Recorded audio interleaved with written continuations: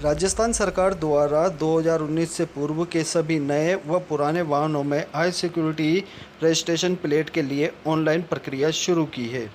ऐसे में 2019 से पूर्व में जिन वाहन चालकों ने अपने वाहन में हाई सिक्योरिटी नंबर प्लेट लगाई थी, वह अब असमंजस की स्थिति में है कि उन्हें भी वापस से वाहनों में हाई सिक्योरिटी रजिस्ट्रेशन प्लेट के लिए ऑनलाइन आवेदन करना है या नहीं।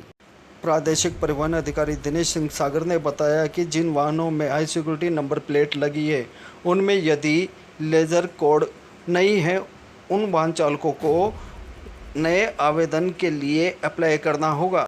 और जिन वाहनों की हाई सिक्योरिटी रजिस्ट्रेशन प्लेट में लेज़र कोड है, उन वाहन चालकों को आवेदन कराने की आवश्यकता नहीं है। परिवहन विभाग की जिम्मेवारी थी। अच्छा। जो पहले आदेश हुए थे ना, उसमें परिवहन विभाग की जिम्मेवारी थी।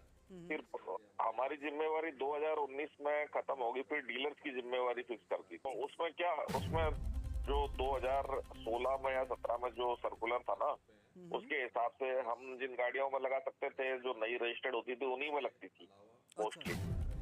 उस समय पुरानी गाड़ियों में नहीं लग रही थी। उस समय सिर्फ जो गाड़ी नई रजिस्टर्ड होती थी उसके ही लगती थी। फिर 2019 के जो सर्कुलर आए, उसमें डीलर्स को दे दिया काम। तो वो सारी डीलर्स जो है वो बिना रजिस्टर्ड नहीं छोड़ेंगे, निकालेंगे गाड़ी बिना बिना रजिस्टर्ड के नहीं छोड़ेंगे ना। और उसके बाद में फिर अब जो नया सर्कुलर जो आया, इसमें ये इन्होंने कह दिया 1/4/19 से पहले की जो गाड़ियां हैं, यानी कि उसमें वो गाड़ियां जिन्होंने 2016 के बाद में या 17 के बाद में जिन्होंने HSRP लगवाई है और जिसमें लेजर कोड अवेलेबल है, उनको छोड़कर जो गाड़ियां हैं उनके लिए है कि नंबर प्लेट डुप्लीकेट भी लग रही थी जिसमें लेजर कोड नहीं था, मार्केट में लग रही थी वो, उसमें लेजर कोड नहीं है।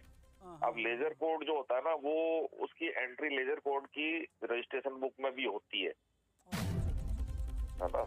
और उस लेजर कोड से सारी जानकारी जो है ना, कैमरे या स्कैनर के थ्रू कैच होती है। जिनमें लेजर कोड नहीं है वो HSRP की गिनती में नहीं है। HSRP की गिनती में दिखने में वो वैसी ही है, लेकिन जिसमें लेजर कोड नहीं है वो HSRP नहीं है। उनको लगाना अनिवार्य है।